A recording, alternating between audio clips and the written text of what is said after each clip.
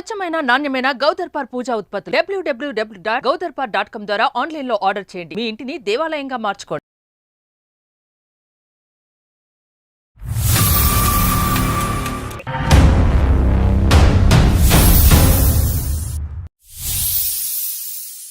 అందమైన జీవితానికి స్వాగతం. నమస్తే కళ్యాణ్ చక్రవర్తి గారు. 15 ఏళ్ల సుదీర్ఘ ప్రయాణం చేసిన తర్వాత ఇప్పుడు విడిపోవాలనుకుంటున్నాడండి. కొంచెం డీటెయిల్డ్ గానే పెట్టాడు మెయిల్లో విషయం మొత్తం కూడా. 2 పిల్లలు ఉన్నారు. ఎలా ఉందంటే నాకు చదివినంతసేపు కూడా ఒకరి మీద ఒకరు కక్ష సాధింపు, అంటే లోపల మనసులో ఏదో అనేసుకొని ఏదో ఊహించేసుకొని ఇప్పుడు విడిపోదాం అనుకుంటున్నారు.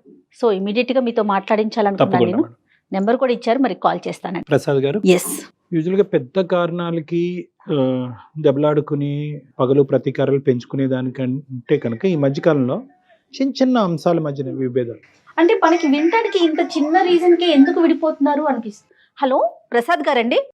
హలో, ఎవరండి? నేను జయానండి, అందమైన జీవితం ప్రోగ్రామ్ నుంచి కాల్ చేస్తున్నాను. మేడం మేడం నమస్తే మేడం. నమస్తే అండి. మేము డాక్టర్ గారికి బ్రీఫ్ గా చెప్పాను, ఫ్రీగా ఉన్నారా, మీతో మాట్లాడొచ్చా? ఎస్ మేడం, ఫ్రీగానే ఉన్నాను మేడం. రైట్ ప్రసాద్ గారు, ఇదిగోండి డాక్టర్ గారు ఉన్నారు, ఒకసారి మాట్లాడండి. సార్ నమస్తే సార్. ప్రసాద్ గారు నమస్తే అండి, చెప్పండి సార్. ప్రసాద్ గారు, సార్ నేను కూకట్పల్లిలో ఉంటాను సార్ ప్రస్తుతం. అయితే నేను ఒక ప్రైవేట్ కంపెనీలో వర్క్ చేస్తుంటాను సార్. యాక్చువల్లీ ఒక ఫ్రస్ట్రేషన్ అండ్ ఒక బాధ అన్ని మధ్యలో నలిగిపోతున్నా సార్ ప్రస్తుతం. మా ఆవిడతో కొంచెం నాకు పడట్లేదు సార్. పడట్లేదంటే నాకు బాగా ఒక ఇంట్లో ఉంటున్నాం, ఒక ఇంట్లో గానీ ఏదో ఒక నా శత్రువుని ఇంట్లో పెట్టుకొని తిరుగుతూ ఉంటున్నా అన్న ఒక దానిలో ఉంటున్నాను సార్. అసలు ఎలా అంటే నాకు కొన్ని రోజుల కింద ఒక 3.5 months కింద యాక్సిడెంట్ అయింది సార్. యాక్సిడెంట్ అయింది. ఓకే. ఈ 3.5 months లో నేను యాక్సిడెంట్ అయ్యి మంచాన పడిన తర్వాత నా మీద ఎంత కసి ఉంది అని నాకు అర్థమైపోయింది సార్. కాబట్టి దయచేసి నాకు ఆవిడతో అవ్వట్లేదు సార్, కొంచెం నాకు విడాకులు అవ్వాలి కావాలి సార్. ప్రసాద్ గారు, 15 years ఆఫ్ రియాలిటీ లేదంటే డ్రామా, లేదంటే 3 months of reality or drama? డ్రామాతో ప్రేమ చూపించింది. బట్ నేను మంచాన పడిన తర్వాత ఆవిడకున్నటువంటి ఏంటి నా మీద ఎంత పగ ఉంది అని పగ సాధించింది సార్. ఒక మనిషి ఉంటే తప్ప నేను బాత్రూమ్ కూడా వెళ్ళలేని సిచ్యువేషన్. అదేలేండి. నాకు ఖచ్చితంగా ఎవరొకరు ఉంటే గానీ బాత్రూమ్కి వెళ్ళలేని సిచ్యువేషన్ సార్.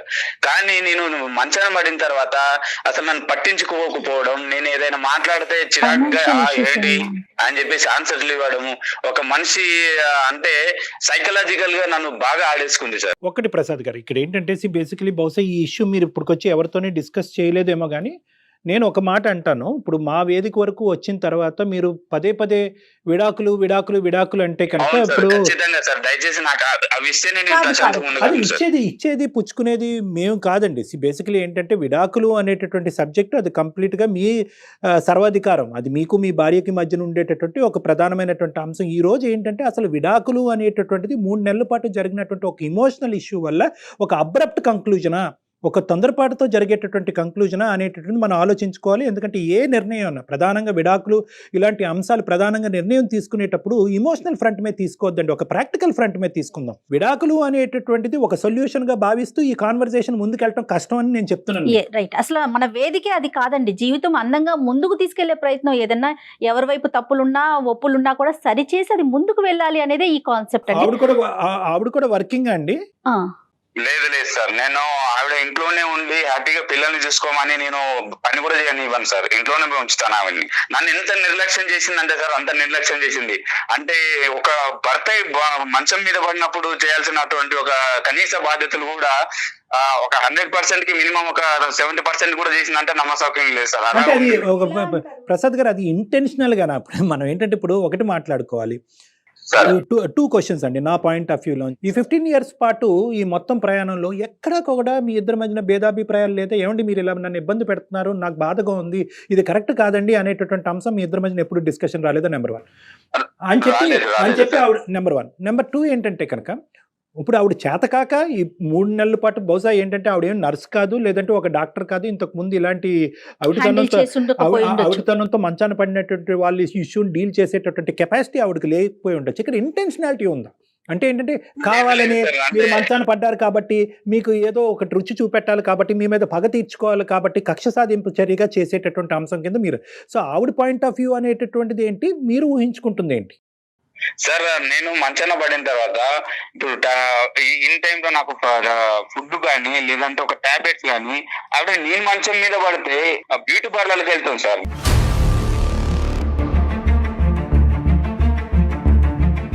పిల్లలైన పక్కన ఉంటారేమో అని అంటే సండే లేదు ఆ టైంలో ఎవరైనా అంటే స్కూల్ కి హాలిడేస్ ఉన్న టైంలో ఎన్ని హాలిడేస్ ఉంటాయి సార్, ఆ టైంలో కూడా పిల్లలు తీసుకొని బయటకు వెళ్ళిపోవడం, కనీసం నాకు దగ్గర నుండి చూసుకోకపోవడం, ఇలా చాలా చేసింది సార్.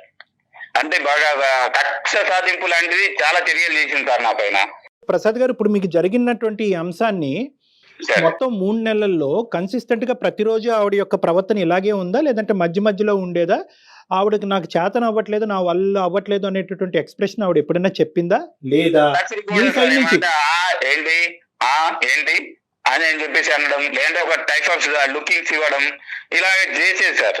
అంటే చెప్పుకోలేను సార్, అంటే అంత దుర్భరమైన సిచ్యువేషన్ ఎదురు చూసాను సార్. అంటే ఇప్పటికి నేను అనుభవిస్తున్న సిచ్యువేషన్ ఏంటంటే నాకు ఈ 3.5 months బాగా ఎదురైన ఘట్టాలన్నీ కూడా ఒక శత్రువుని, నీ శత్రువు ఇంట్లోనే ఉందని దేవుడు నాకు ఇలా చేయడం కూడా మంచిదే జరిగిందేమో, ఇన్ని రోజుల నాటకానికి ఒక తెర లేపాడేమో అని నేను ఫీల్ అవుతున్నాను సార్.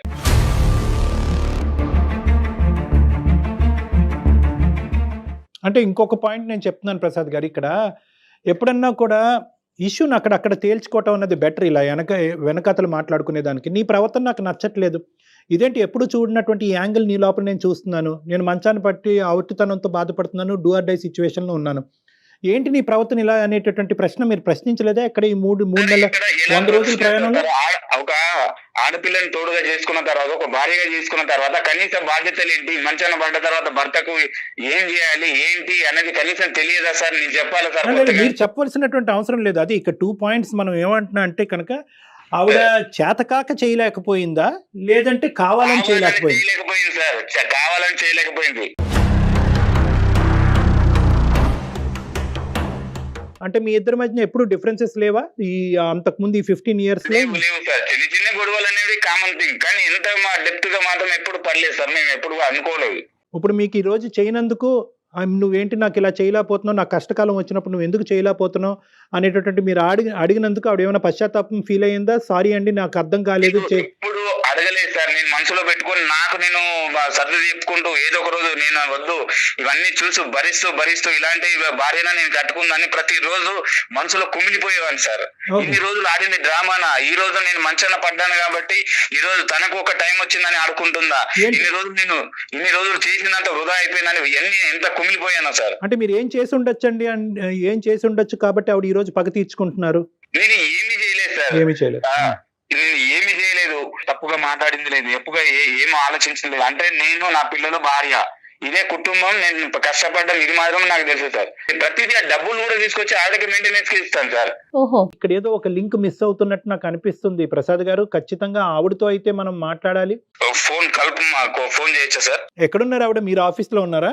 లేదు సార్, నేను ఆఫీస్ అని చెప్పేసి ఇంట్లో నుంచి బయటకు వచ్చేసి వేరే ఫ్రెండ్ రూమ్ లో తలదాచుకుంటున్నాను సార్. ఇప్పుడు ఇంట్లో ఉండలేకపోతున్నాను, బయటకు వెళ్ళలేకపోతున్నాను, ఫ్రెండ్ దగ్గర వచ్చి ఏదో రిలైజ్ అవుదామని ఇక్కడ వచ్చి ఉన్నాను సార్. ఎప్పటి నుంచి అండి, ఎన్ని రోజులు బట్టి? రీసెంట్ గానే సార్, నేను యాక్చువల్లీ నెక్స్ట్ మంత్ నుంచి వెళ్ళాలి, బట్ ఇప్పటి నుంచి అని చెప్పేసి ఇంట్లో ఉండకుండా బయటకు వచ్చేస్తున్నాను సార్. సో పిల్లలు అక్కడే ఉన్నారు, మరి పిల్లల్ని మిస్ అవ్వట్లేదా మరి మీరు? లేదు సార్, అంటే డైలీ ఇంటికి వెళ్ళి ఈవినింగ్ టైం మిగతా టైం ఇక్కడ స్పెండ్ చేయడం జరుగుతుంది సార్. అలాగంటారా? ఓకే ఓకే, చూడండి ఆవిడ మనకు అందుబాటులో ఉంటదేమో, ఆవిడని కూడా ఒకసారి డైరెక్ట్ గా క్లారిటీ తెచ్చుకోండి. ఒక్క నిమిషం సార్. అతను మాట తీరు వింటూ ఉంటే మరి డీసెంట్ పర్సన్ లాగే అనిపిస్తున్నారు, అర్థం చేసుకునే వ్యక్తి లాగా. అపోహలకు లోన ఉన్నట్టు. 15 ఏళ్ళు కలిసి ఉన్నప్పుడు ఏ భార్య అయినా సహజంగా మనం ఆలోచిస్తే, భార్య కానీ భర్త కానీ ఏదైనా తీవ్రమైన ఇబ్బంది పడుతున్నప్పుడు ఇలా కూడా బిహేవ్ చేస్తారా? అంటే మేజర్లీ కమ్యూనికేషన్ మేడం. ఇక్కడ ఏమవుతుందంటే వీళ్ళు చిన్న విషయాలను అనుకుంటున్నారు, ఎక్కడికక్కడ కవరప్ చేసుకుని అతను ఇంతే అని ఆవిడ అనుకుంది, ఈవిడింతే అని ఇతను కంటిన్యూ అయిపోతున్నారు. The main thing about wife and husband relationship ఏంటంటే కమ్యూనికేషన్. ఈ రోజు ఇప్పుడు అతను మనతో చెప్పినట్టుగా ఇంతకు ముందు ఎవరితో కమ్యూనికేట్ చేసి ఉండడు, అంటే ఎవరితో అక్కర్లేదు, భార్య భర్తలు కూర్చుని ఏమైనా నాకు ఇది నచ్చుతుంది, ఇది నచ్చట్లేదు, ఇది కరెక్ట్, ఇది రాంగ్ అనేది. అంటే సైకలాజికల్ గా మీ ఉద్దేశం ఎప్పటికప్పుడు ఒక ఇష్యూ ఉన్నప్పుడు అప్పుడే మాట్లాడేసుకోవటం మంచిదంటారా? హలో పద్మ. అట్లీస్ట్ ఆ ఇష్యూ రిపీట్ అయ్యేటప్పుడు పద్మ చెప్పు. నేను డాక్టర్ కళ్యాణ్ గారి దగ్గర ఉన్నాను. అదే దేనికి వెళ్ళావని అడుగుతున్నాను. దేనికి వెళ్ళామంటే నీకు తెలియదా దేనికి వెళ్ళాను? నాకెట్లా తెలుస్తుంది? బానే ఉన్నావు కదా ఇప్పుడు. నాకు డైవర్స్ కావాలని మన డాక్టర్ గారితో చెప్పాను. ఏ డాక్టర్ ఏం చేస్తారు నీకు డైవర్స్ కావాల్సి వస్తే?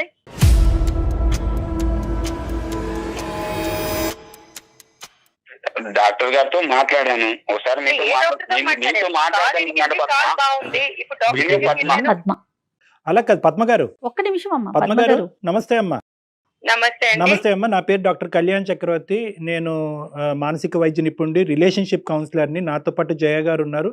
మేము సుమన్ టీవీ వేదిక అందమైన జీవితం అనేటటువంటి ఒక ప్రోగ్రామ్ నుంచి మాట్లాడుతున్నాం. మిమ్మల్ని ఇబ్బంది పెట్టి మిమ్మల్ని కష్టపెట్టేటటువంటి ఉద్దేశం కాదు.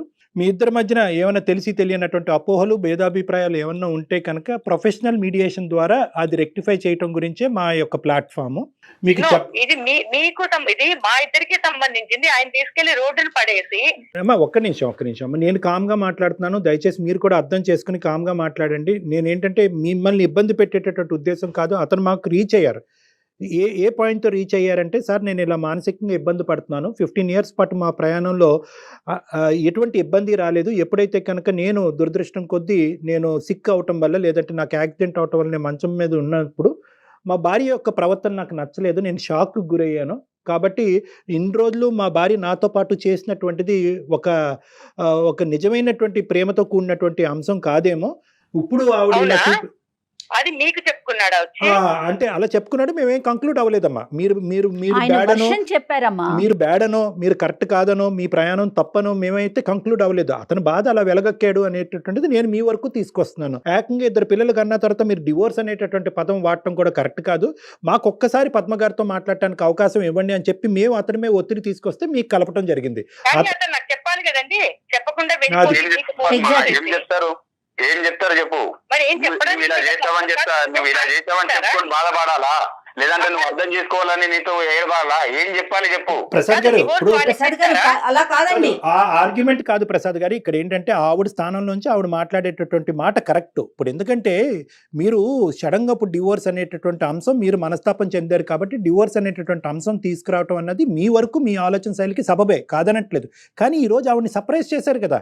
మా యొక్క మీడియేషన్ ఉంది, అందమైన జీవితం నుంచి డాక్టర్ కళ్యాణ్ చక్రవర్తి గారి దగ్గరికి వచ్చాను. మీరు ఎక్కడ వచ్చారు నా దగ్గరికి? మీరు ఫోన్ చేస్తే నేను మీ ఫోన్లో మాట్లాడుతున్నాను.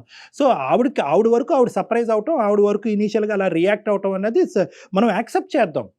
ఫస్ట్ మనకు కావాల్సింది ఏంటంటే, అమ్మ సారీ అమ్మ, అతని తరపున నేనే సారీ చెప్తున్నాను, మీకు ఇలా సర్ప్రైజ్. అతని బిహేవియర్ అంతా మీరు సారీ చెప్పడం ఎందుకండి? ఈ షాకులు నాకు 15 సంవత్సరాల నుంచి అలవాటేలేండి.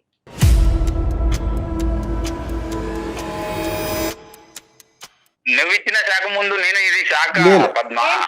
నేను మంచాన పడ్డ తర్వాత నువ్వు ఇచ్చిన శాఖల కంటే దేని ఎక్కువ కాదు పద్మ. ఆవిడ యొక్క రియాక్షన్ ఏంటో మనం ఒకసారి విందాం. Okay sir. ఇప్పుడు 3 నెలలు మంచం మీద పడున్నప్పుడు ఖాళీగా ఏం చేయాలో తెలియక గొయ్యి తవ్వుకున్నాడు అంతే. ఇప్పుడు బేసిక్ గా అతనికి కావాల్సింది డివోర్స్, ఎందుకంటే ఇప్పుడు నడుస్తున్నాడు కదా. ఇప్పుడు నీ కంప్లైంట్ ఏంటి? నీకు టైం కి మందులు ఇచ్చా, టైం కి తిండి పెట్టా, టైం కి స్నానం చేయించు, బ్యూటీ పార్లర్కి వెళ్ళుకుంటూ నువ్వు నాకు ఇచ్చావు. నేను వెళ్ళకపోతే నీ కాలు నయమైపోతుందా? నాకు ఒక 2 things కావాలి. ఒకటి ఏంటంటే, ఈ 3 నెలల పాటు అతనికి కావాల్సినటువంటి సదుపాయాలు, అతనికి కావాల్సినటువంటి అవసరాల్లో మీరు కావాలనే, అతని అభిప్రాయం కావాలనే మీరు నిర్లక్ష్యం వహించారు, అతను ఇబ్బంది పెట్టాలనేటటువంటి ఉద్దేశంతోనే మీరు ముందుకెళ్ళారు. అవునండి. అవునమ్మా, కావాలని కొన్ని చేశా. కరెక్ట్.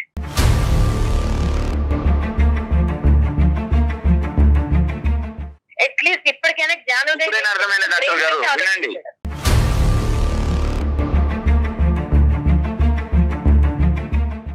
ఎప్పుడు బ్రెయిన్ యూజ్ చేసావు కదా, ఈసారి కొంచెం నీకు 3 నెలలు ఖాళీగా ఉండేసరికి మనసు అనేది ఒకసారి బయటకు వచ్చిందేమో ఆలోచించడానికి. 15 ఏళ్ళుగా నువ్వు పెట్టిన దాని ముందు 3 నెలల్లో నేను చూపించింది నథింగ్. చూపెట్టారా? చూపించానండి. తప్పు కాదమ్మా. దేనికండి? అదేంటమ్మా మంచాలు పడినట్టు? కాదండి, ఈ 15 ఏళ్లలో నేను వెళ్ళి రచ్చకెళ్ళి రోడ్డు మీదకి వెళ్ళి ఎవరికి చెప్పుకోలేదు ఇతను చేసినవి. అంటే ఇది రివెంజ్ తీర్చుకున్నట్లుగా అనిపించట్లేదా పద్మ గారు? మనకి అలాంటి ఆలోచన రావట్లేదంటారా? ఒక రకంగా రివేజ్ అండి. నేను హ్యూమన్ బీయింగ్ ని, నేను మనిషిని కదా, నాకు ఒక మనసు ఉంటది. అమ్మా నాకు అవకాశం వచ్చింది ఈ రోజు. 15 సంవత్సరాలు బహుశా మేమేమో ప్రీమెచ్యూర్ గా మాట్లాడుతున్నానేమో, నా అనుభవంతో నేను ఏమైనా కొద్దిగా తెలిసి తెలియకుండా ఏమైనా మాట్లాడుతున్నానేమో, నన్ను క్షమించండి. కానీ నేను అనేది ఏంటంటే 15 సంవత్సరాల పాటు ఏ స్థాయి క్షోభను అనుభవించిన తర్వాత మంచం మీద పడి 2 కాళ్ళు ఎరగొట్టుకుని పనిచేసేటటువంటి ఒక మనిషి మంచం మీద ఉన్నప్పుడు ఎటువంటి వ్యక్తిత్వం ఉండేటటువంటి వాళ్ళు కక్ష సాధింపు చేస్తారు? ఎటువంటి మనస్తత్వం ఉండేటటువంటి అంటే మీరు ఒక్క నిమిషం మిమ్మల్ని ఇంట్రెస్ట్ చేస్తున్నందుకు కాదు, వ్యక్తిత్వాల గురించి మాట్లాడితే వ్యక్తిత్వం లేని మనిషితో నేను 15 సంవత్సరాలు ఉన్నాను.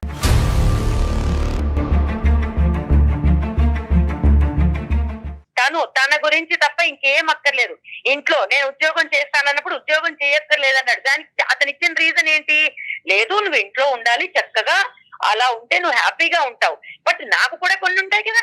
నేను చదువుకున్నాను, ఏదో ఉద్యోగం చేద్దాం అనుకున్నాను, ఇంటికి ఫైనాన్షియల్ గా కొంత సపోర్ట్ వస్తుంది అనుకున్నాను. ఓకే, ఫస్ట్ లో అయితే పెళ్ళైన కొత్తలో నేను నమ్మా ఈ డ్రామా మాటలన్నీ. అవునేమో నిజమేమో, నెత్తిన పెట్టుకుని చూసేసుకుంటాడు అని. తర్వాత ఓకే, పిల్లల తర్వాత అదే లోకం, వంట చేయడము, సాయంత్రం వచ్చేసరికి, లేకపోతే సండే మండే లేదా వీకెండ్స్ ఫెస్టివల్స్ వస్తే ఆయన గారు ఫ్రెండ్స్ ఇళ్ళకి వెళ్ళో లేకపోతే ఫ్రెండ్స్ తీసుకుని వచ్చి, సడన్ షాపులు ఎట్లా ఉంటాయంటే ఇప్పుడు ఒక 5 వస్తారు భోజనాలకి. ఇంట్లో ఏమి ఉన్నాయి లేవు, వండగలదా లేదా, బతికిందా చచ్చిందా చస్తుందా, ఇవేం చూసుకోకర్లేదు.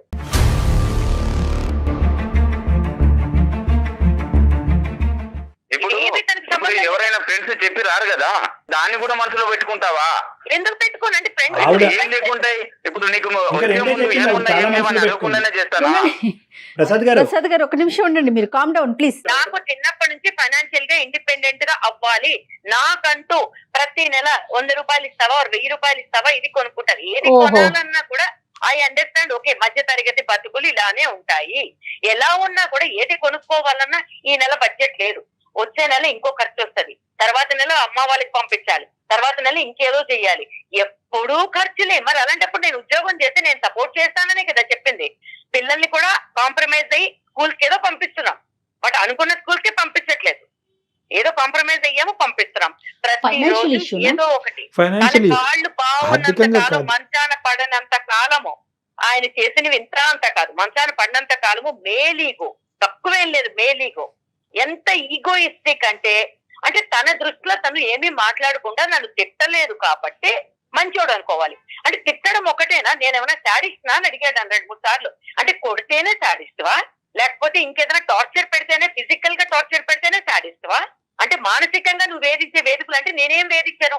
ఇంటికి వస్తాడు, మాట్లాడడానికి ఏముండవు, ఎప్పుడు కూర్చుని మేము మాట్లాడుకుంది లేదు. నాకు తెలిసి, నాకు గుర్తుండి పెళ్ళైన కొత్తలో ఒక 2-3 నెలలు వదిలేస్తే దాని తర్వాత ఓకే అందరి జీవితాలు ఇలాగే ఉంటాయి, సినిమాలాగా ఉండదు, కాంప్రమైజ్ అయిపోయా. కాంప్రమైజ్ అయిన తర్వాత కూడా చిన్న చిన్న వాటికి కూడా ఏదైనా కావాలంటే ఎక్కడికైనా వెళ్దామా, డబ్బులు ముందుకు వస్తాయి, ఏదైనా కొనుక్కుందామా, డబ్బులే ముందు వస్తాయి. ప్రతి దానికి నీకు డబ్బులు అంత ప్రాబ్లం అయినప్పుడు నన్ను ఉద్యోగం చేయకూడదని ఎందుకు తొక్కేసావు నువ్వు?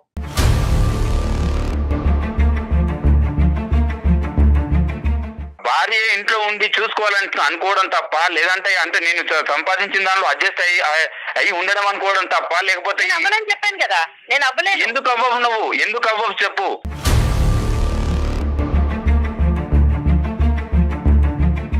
నువ్వు ఉద్యోగం చేసేవన్నీ నువ్వు అన్ని సక్సెస్ అయినట్ట, నువ్వు ఇంట్లో కూర్చొని పిల్లల్ని చూసుకుంటే సక్సెస్ అయినట్టు కాదా?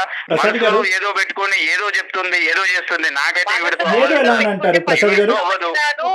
నీతో పడి ఉండక్కర్లేదు, ఎప్పుడో డివోర్స్ ఇచ్చి పిల్లల్ని తీసుకుని వెళ్ళిపోదును.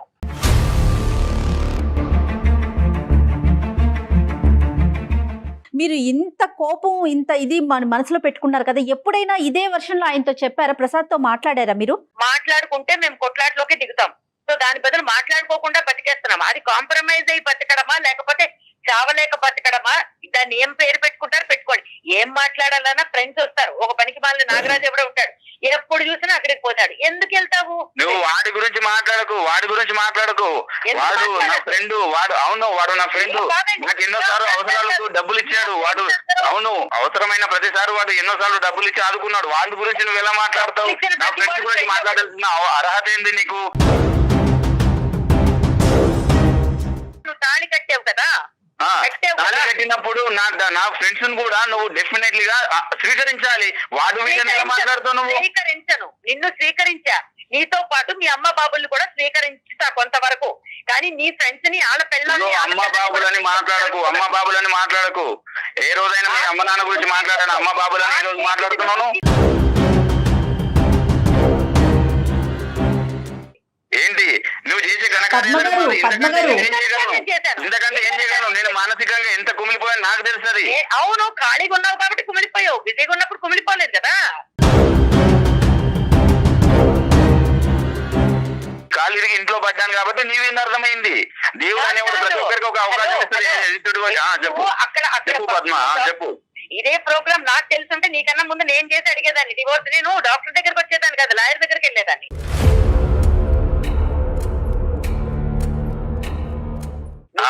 ఇలాంటి వాడివి అని తెలుసుంటే, అంటే ఇంత విషం నింపుకున్నావు, ఇప్పుడు అవసరం తీరిపోయాక పిల్లల్ని రోడ్డుకు పడేస్తావని తెలుసుంటే 15 ఏళ్ళు నీతో కాంప్రమైజ్ అయ్యి బతికి నా జీవితం నేను నాశనం చేసుకునేదాన్ని కాదు.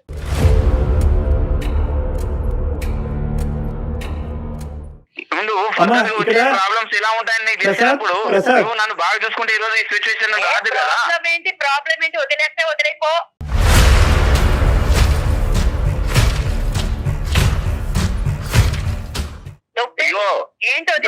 నాకు వద్దు సార్ ఈవిడ ఇంతే మారదు.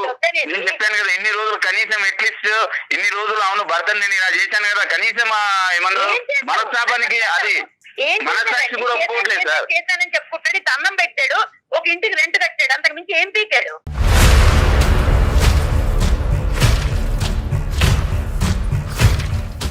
మీ డెఫినేషన్ ఎలా ఉంది అంటే కనుక బహుశా అతని మనసు వరకు అతనికి అర్థం కాలేదు. మీ డెఫినేషన్ ఏం చెప్తున్నారు? నాకు ఫ్రీడమ్ ఉందా, నాకు స్వేచ్ఛ ఉందా, నీ ఫ్రెండ్స్ కి ఇచ్చేటటువంటి ఇంపార్టెన్స్ భారీగా నాకు ఇస్తున్నావా? అవును, నన్ను ఫైనాన్షియల్ గా స్టాండర్డ్ గా లేను, ఉన్నదాను అడ్జస్ట్ అవ్వాలని చెప్తాను, అదే తప్ప అండి. ఇక్కడ ఒక ప్రధానమైనటువంటి ఇష్యూ ఏంటంటే ఇవన్నీ ఆవిడ మనసులో దాచిపెట్టుకుని ఒక అవకాశం దొరికిన తర్వాత 3 నెలల పాటు మీరు మంచం మీద పడినప్పుడు ఆవిడ కక్ష సాధింపు చర్యగా ఇది ఒక బంగారు అవకాశంగా తనకు వచ్చింది, మీకు బుద్ధి చెప్పడానికి ఇంతకు మించినటువంటి అవకాశం లేదు అనేటటువంటి విధంగా ఆవిడ ఆలోచన శైలి అంత క్రికెట్గా ఎలా మారిపోయింది అనేటటువంటిది ఇక్కడ ముఖ్యమైనటువంటి అంశం. ఎందుకంటే ఈ మనిషి నీకేమీ చేయలేదు, భయంకరంగా హింస పెట్టాడు, పగలనక రాత్రనక కొట్టాడు, తిట్టాడు, ఆర్థికంగా ఇబ్బంది పెట్టాడు, పిల్లల్ని చదివించడానికి డబ్బులు ఇవ్వలేదు, మిమ్మల్ని బయటకు వెళ్ళడానికి స్వేచ్ఛనివ్వలేదు, ఇన్ని రకాలుగా హింస పెట్టినా కూడా ఒక మానవతా దృక్పథంతో ఒక మనిషి మంచం పడినప్పుడు సేవ చేయవలసినటువంటి భార్యే కాదు, ఒక ఎవరైనా కూడా అతని పక్కన ఎవరున్నా కూడా సేవ చేస్తారు. కానీ దాన్నే ఒక పిలుచుకోవచ్చు కదండి, వాళ్ళకి బాగా ఏ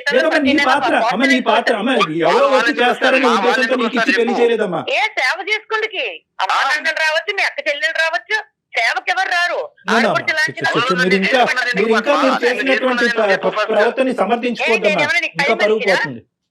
ఒక్క నిమిషం పద్మ గారు, పని మనిషి అని అట్లా అనుకుంటే ఎట్లా పద్మ గారు? పెళ్ళై 15 సంవత్సరాలు ఇద్దరు కలిసి ప్రయాణం చేశారు, ఎందుకు పెళ్లి చేసుకున్నానని అడుగుతున్నాడు. మరి ఇంతవరకు డాక్టర్ గారు చెప్పారు కదా, ఆయన ఇవ్వాల్సినవన్నీ ఇచ్చాడు, ఆయన ప్రకారం ఆయన చాలా సంతృప్తికరమైన లైఫ్ లీడ్ చేశాడు. అంటే పెళ్లి చేసుకుంటే పెళ్ళడానికి బట్టలు, ఒక ఇల్లు, అది బాధ్యత కదా అతండి. ఏంటంటే ఇది ఇస్తే సరిపోతుంది అనేటటువంటి వర్జన్ లో ప్రసాద్ గారు ఇప్పుడు వచ్చి అతను కనువిప్పు కలగలేదు. నేను చెప్పాను కదా, నేను సరిపోతుంది ఎన్నిసార్లు చెప్పాను. నేను ఉద్యోగం చేస్తాను, మన ఫైనాన్షియల్ స్టేటస్ బాగుంది. నాకు ఇష్టం లేదు. మీరు ఒక పాయింట్ ఏంటంటే ఆవిడ 15 years పాటు ఒక ట్రామాకు గురైంది. ఓకే, ఇప్పటికైనా యాక్సెప్ట్ చేయండి. ఇప్పుడు ఆవిడ ఒక ట్రామాకు గురైంది. ఏంటి ఆ ట్రామా అంటే కనుక ఆర్థికంగా సరిపోయినటువంటి జీతాలతో సంసారం నడుపుతున్నారు. ఇప్పుడు ఏంటంటే ఆవిడ పని చేసేటటువంటి కెపాసిటీ, సంపాదించేటటువంటి కెపాసిటీ ఉన్నా కూడా నువ్వు కాలు కిందన పెట్టడానికి అని చెప్పి మీరేదో త్యాగమూర్తిలాగా ఆవిడని బయటకు పంపించకుండా ఉన్న దాంతోనే సరిపెట్టుకుని అనేటటువంటి ఒక బందికానాలో ఆవిడని ఇది చేశారనేది ఆవిడ అభిప్రాయం. మీకు ఇష్టం లేకపోవటం ఏంటి? ఆర్థికంగా సుఖపట్టడం గురించి నేను బయటకు వెళ్ళి చేస్తాను అనుకున్నప్పుడు ఈ 15 సంవత్సరాల్లో ఒక్కసారైనా ఆవిడకి అవకాశం ఇచ్చి బయటకు పంపించచ్చుగా. ఈ రోజు నువ్వు ఇంట్లో ఉండి సుఖపడు, పిల్లల్ని చూసుకుంటే చాలు, నువ్వు దీనికి మించి ఏమీ చేయక్కర్లేదు అనేటటువంటి ఆ పాజిటివ్ యాంగిల్ ఎందుకు చూడలేకపోతున్నారు మీ ఆయనలో? దాని శాడిజం అంటారమ్మా, దాని శాడిజం. ఇప్పుడు నా శాడిజం అనిపిస్తుంది, నాకు చిన్న కోరిక. ఓకే, ఒక 2-3 ఏళ్ళు ట్రై చేయి, లేదా 6 నెలలు ట్రై చేయి. అది కరెక్టే, నువ్వు చెప్పేది కరెక్టే. అదే కదా ఇప్పుడు అతని మైండ్. అడగండి ఒకసారి, అసలు అతను ఎందుకు వద్దంటున్నారు ఉద్యోగానికి? ఇష్టం లేదు అంటున్నాడు. ఎందుకంటే రీజన్స్ ఏంటండి? రీజన్స్ ఏం లేవు మేడం. నేను నా కష్టార్జితంతో నా ఫ్యామిలీని పోషించాలి, ఇదే నేను ఆశించేది. ఇది మేల్ శాడిజం అంటుంది, ఇది మేల్ ఈగోయిజము, మేల్ శాడిజం అంటుంది. నా అభిప్రాయాన్ని ఎక్కడ గౌరవించాలి? నేనేమంటానంటే ఈ రోజు చేయక ముందే నువ్వు ఇన్ని మాటలు మాట్లాడుతున్నావు, చేసి ఇంకోటి ఏంటి అని 15 ఏళ్ళ క్రితం తెలుసు అని కాలు ఇరిగిపోతుంది. 2022లో కాలు ఇరిగిపోయి నేను మంచాన్ని ఉంటాను, అప్పుడు ఇది ఇలా ఇట్లా ట్రీట్ చేస్తుంది నన్ను. నీకు 15 ఏళ్ల క్రితమే కల వచ్చింది. నీకు కళ వచ్చింది, అప్పుడు వదిలేసేవానేమో.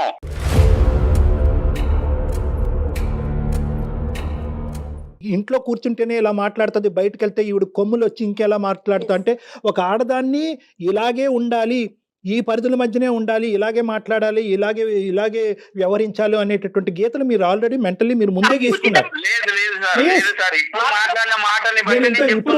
నేను ఇప్పుడు వరకు ఏమనుకుంటున్నానంటే, అరే అబ్బా ప్రసాద్ భార్యను సుఖపెట్టేస్తున్నాడు, ఇంట్లో ఒక కాళ్ళు నేల మీద మోపకుండా అబ్బాయి ఎంత పువ్వుల్లో పెట్టుకుని భార్యను చూసుకుంటున్నాడు అని నేను అనుకున్నాను. ఇప్పుడు అలా లేదు యాంగిల్. బయటకు వెళ్తే నీకు 2 కొమ్ములు వస్తాయి, నన్ను డామినేట్ చేస్తావు, లేదా నా వాల్యూ పోతుంది అనేది మాట్లాడుతున్నాను. నేను ఒకవేళ పంపించుంటే 100% ఇదే జరిగింది. 3 నెలలు ఆయన కాదనుకుని నాకు నచ్చిన టైంలో సినిమాకి వెళ్తా, నాకు నచ్చిన టైంలో ఫ్రెండ్ ఇంటికి వెళ్తా, నాకు నచ్చిన టైంలో ఫ్రెండ్స్. నేను ఒకే ఒక మాట చెప్తాను, దయచేసి శ్రద్ధగా వినండి. ఒకే ఒక మాట నేనేమంటున్నానంటే, ఈ 15 ఇయర్స్ పాటు మీ యొక్క అధికారం ఇలా ఉంది, నా యొక్క ఆలోచన శైలి ఉంది, నాకంటూ స్వేచ్ఛ ఉంది, నాకు స్వేచ్ఛ కావాలి, నాకు విముక్తి కావాలి, లేదంటే నీ ప్రవర్తన మారకపోతే నేను చచ్చిపోతాను అనేటటువంటి అంశాలు మీరు ఇంకో విధంగా ఫైట్ చేసి ఉంటే చాలా బాగుండేదమ్మా. బయటికి వెళ్ళి బతకచ్చు, పిల్లలతో బతకచ్చు, ఉద్యోగం చేసుకోవచ్చు, నా అభిప్రాయం ఇది, నా ఆలోచన ఇది, నేను ఇలా ఉండగలను అని చెప్పి అతనికి ఇంకో విధంగా బుద్ధి చెప్పచ్చు. కానీ ఒక మనిషి మంచం మీద పడిన తర్వాత ఒక శాడిస్టిక్ మెంటాలిటీతో, ఒక ఇన్హ్యూమన్గా అరే నీకు మంచి శాస్తే జరిగింది, ఇప్పుడు పెళ్ళం అంటే నీకేం తెలుస్తుంది అనేటటువంటి అభిప్రాయంతో మీ క్యారెక్టర్ని మీరు అసాసినేట్ చేసుకున్నారు చూడండి, అది నాకు బాధగా ఉంది. పొరపాటు పడుతున్నారండి. మనసులోనైనా మనిషిలోనైనా శాడిజం అనేది బయటపడేది శాడిస్టులతో బతికితేనే. నేను ఏదైతే మాట్లాడుతున్నాను ఇక్కడో దీనికి సంబంధించినటువంటి అవుట్లైన్ మీ ఇద్దరికి అర్థమైంది. కానీ ఈరోజు ఇద్దరు ఏంటంటే వెనక్కి తగ్గేటటువంటి ఆలోచన లేదు, గెలుపు బాటనే వెళ్ళాలి. ఈరోజు మనం ఇక్కడ కాంప్రమైజ్ అయిపోతే కనుక ఇంక జీవితాంతం కాంప్రమైజ్ అయిపోవాలనేటటువంటి ఉద్దేశంతో ఆవిడ వాదన ఆవిడ వినిపిస్తుంది, మీ వాదన మీరు వినిపిస్తున్నారు. ఇద్దరు కూడా మీ పిల్లల గురించి ఎవరు ఆలోచించట్లేదు. మీరిద్దరు కాదండి, నలుగురు ఆ విషయాన్ని మర్చిపోతున్నారు. ఇద్దరు కూడా మీ పిల్లల గురించి ఆలోచించట్లేదు. నలుగురు ముగ్గురు అవుతాం.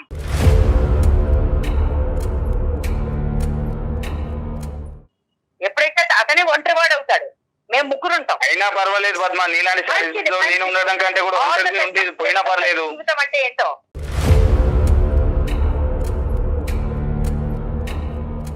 నాకు కూడా అమ్మయ్య దీంట్లోంచి అమ్మయ్య ఆ అమ్మయ్య జీవితాంతం ఉండదమ్మా. నలుగురు ముగ్గురు అవటం అనేది సులభమేమో కానీ ఆ ముగ్గురు ప్రయాణం చేయటం అనేది చాలా కష్టము. అతనికి తెలిసి వస్తుందో మీకు తెలిసి వస్తుందో కాలం నిర్ణయిస్తుంది. కానీ ఇలాంటి అంశాలు నా దగ్గర శతకోటి ఉన్నాయి. మీరేదో ఈ రోజు ఇందులోంచి బయటపడితే నేను సుఖ జీవితం అనిపిస్తున్నానని అనుకుంటారు. కానీ అదే ప్రశ్న రేపొద్దున మీరు పిల్లల్ని అడిగినప్పుడు మీ పిల్లలు మిమ్మల్ని అడిగినప్పుడు మీ తల ఎక్కడ పెట్టుకోవాలో మీకు తెలియదు. అమ్మ నాన్నని ఏ కారణం చేత వదిలేసావు? మానసిక ప్రశాంతత ముఖ్యం నాకు. తండ్రి లేనటువంటి పిల్లలు మానసిక ప్రశాంతతతో ఉంటారా అనేటటువంటి ప్రశ్నకి ఈ రోజు మీరు మాట్లాడేటటువంటి తీరులో మీకు సమాధానం దొరకదు. కాలం నిర్ణయిస్తుంది. తండ్రి ఒక్కడే ఉంటే సరిపోదండి. తండ్రి ఒక్కడే కాదు, తండ్రితో పాటు భర్త రోల్ కూడా చేయగలగాలి.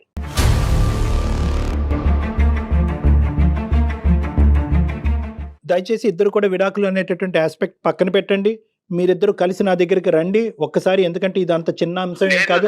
దయచేసి నాకు మాత్రం ఇలాంటి ఏమంటారు ఒక చెర నుంచి బయటకు విడిపిస్తారని నాకు వద్దు సార్. ఈవిడ మాత్రం వద్దు, నాకు విడాకులే కావాలి. నేను బతికేదేంటండి? చెర అనుకునే మనిషితో అసలు బతకాలన్న ఆలోచనే దరిద్రంగా ఉంది.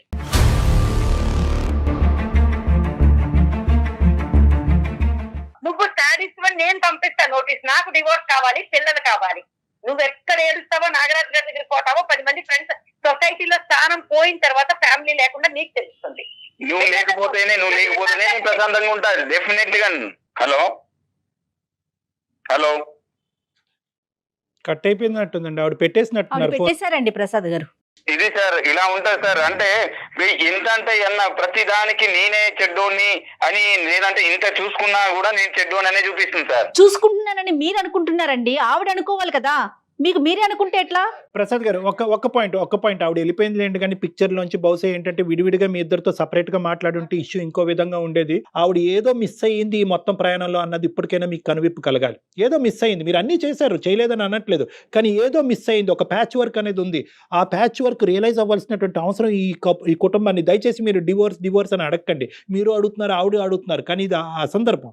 ఈ డివోర్స్ అనేటటువంటి ఆస్పెక్ట్ అసలు మీ ఇద్దరి మధ్యన ఇష్యూయే కాదు నాకు అనిపిస్తుంది. ఇప్పుడు మీకు కావాల్సింది ఏంటంటే ఒకటే, నువ్వు ఉద్యోగం చేసుకుంటావా, గో హెడ్. నీ జీవితం నువ్వు బతకాలి అని అనుకుంటున్నావా, గో హెడ్. నీకు స్వేచ్ఛాయుతమైనటువంటి వాతావరణం కావాలా, గో హెడ్. నీకు నచ్చినటువంటి మనుషులు ఇంట్లోకి రాకూడదా, ఓకే. ఇవి కొన్ని స్టెప్స్, ఇవి బేసిక్ స్టెప్స్. ఈ స్టెప్స్ దిగటం వల్ల, ఈ ఫిక్సేషన్స్ మార్చుకోవటం వల్ల మన జీవితాలు ఏం నాశనం అయిపోవండి. విడిగా ఉండి డివోర్స్ అయిపోయి పిల్లలు ఒక దిక్కు మీరు ఒక దిక్కు ఉంటే కనుక అప్పుడు జీవితం నాశనం అవుతుంది. అప్పుడు అసలు సిసలైనటువంటి కష్టాలు. పర్సనల్ గా కూడా ప్రసాద్ గారు ఒకసారి బయటికి వెళ్తే బయటకు ఉండే కష్ట నష్టాలు తనకు కూడా తెలుస్తాయి. ఉద్యోగం అనుకోగానే చేయటం అంత ఈజీ అంటారా? పోనీ చేసింది అనుకోండి, మీ కుటుంబానికే కదా ఆసరా అవుతుంది. అది బయటకు వెళ్ళి కష్టపడుతుంది, ఇబ్బంది పడుతుంది అనేటటువంటి అంశం కాదు ప్రసాద్ గారు. ఈ రోజు ఆ అమ్మాయి 15 సంవత్సరాలు బట్టి ఒక చిన్నపాటి కోరుకుంటుంది. చాలా ఇళ్లలో ఇది చాలా చిన్నపాటి కోరిక. అవునవును. ఎక్కడైనా మీరు స్వింగ్ అయ్యారా? ఎక్కడైనా మీరు ఒక్కసారి ఫ్లెక్సిబుల్ ఇచ్చారా? ఒక అవకాశం ఇద్దామని ఇచ్చారా? ఓకే, ఫైనల్గా నేను చెప్పేది ఒకటి ఏంటంటే, మీరు మాకు ఆవిడ నెంబర్ కూడా ఇవ్వండి, తర్వాత ఒకసారి ఆవిడ నెంబర్ ఇవ్వండి. నేను ప్రత్యక్షంగా ఆవిడకి ఫోన్ చేసి, ప్రత్యేకంగా ఆవిడకి ఫోన్ చేసి నా సెషన్స్కి రండి, నా కౌన్సిలింగ్కి రండి అని ఇన్వైట్ చేస్తాను. మీరు లీగల్ కౌన్సిలింగ్కి వెళ్ళవలసినటువంటి అవసరం లేదు, నా కౌన్సిలింగ్కి రండి. మనం ఒక సానుకూలమైనటువంటి వాతావరణంలో విడివిడిగా మీరు ఆవిడ నాతో మాట్లాడిదిరి కానీ, కలిపి కూడా మాట్లాడిదిరి కానీ, ఈ ఇష్యూని ఒక కొలిక్కి తీసుకొద్దాం. అప్పటి వరకు ఈ డివోర్స్ అనేటటువంటి ఆస్పెక్ట్ తీసి పక్కన పెట్టండి. తీసేయండి. పిల్లలు సర్వనాశనం అయిపోతారు చెప్తున్నా. మిమ్మల్ని నమ్ముకుని వచ్చిన ఒక ఆడ మనిషికి తినటానికి తిండి, కట్టుకోవటానికి చీర, బట్టలు, లేకపోతే 2 పిల్లలు, అది కాదండి. సంతోషంగా ఉండాలి. ఆ సంతోషం ఎక్కడ మిస్ అవుతుందో ఆ పాయింట్ని మాత్రం ఒక్కసారి చూడండి. ఈ 15 years పాటు ప్రసాద్ అనేటటువంటి వ్యక్తి ఈ జీవితంలో ఏం చేశాడు అనేది కాకుండా ఏం చేయలేకపోయాడు అనే అంశంలో మీరు చూడగలిగితే కనుక ఇష్యూ రిజాల్వ్ అయిపోతుంది. మీరు మాట్లాడతామన్నారు కదా సార్, తప్పకుండా నెంబర్ షేర్ చేయండి. మీ నెంబర్ కూడా నేను కాల్ చేస్తాను. మా మేనేజర్ మీకు ఇద్దరికి కాల్ చేసి ఒక పలానా టైంలో డాక్టర్ గారు ఫ్రీగా ఉన్నారు రండి అంటారు. మీ ఇద్దరు వచ్చి నాతో మాట్లాడారు. రైట్ ప్రసాద్ గారు, thank you so much madam. Thank you Kalyan గారు, థ్యాంక్ యూ. నమస్తే.